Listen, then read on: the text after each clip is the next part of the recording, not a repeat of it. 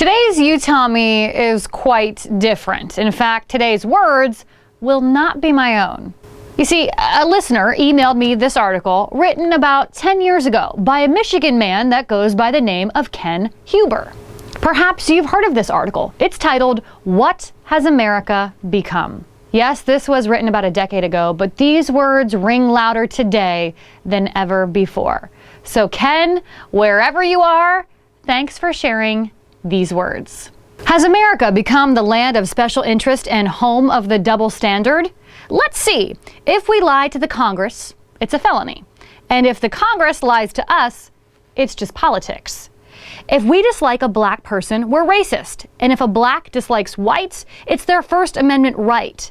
The government spends millions to rehabilitate criminals, and they do absolutely nothing for the victims. In public schools, you can teach that homosexuality is okay, but you better not use the word God in the process.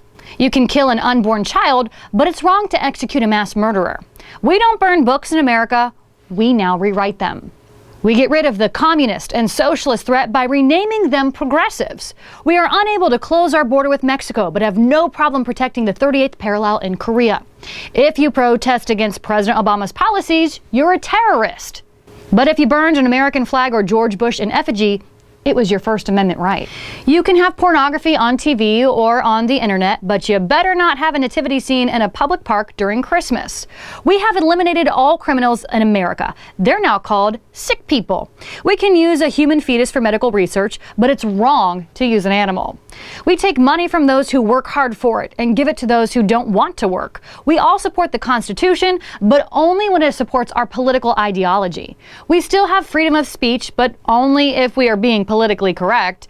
Parenting has been replaced with Ritalin and video games. The land of opportunity is now the land of handouts. The similarity between Hurricane Katrina and the Gulf oil spill is that neither president did anything to help. And how do we handle a major crisis today?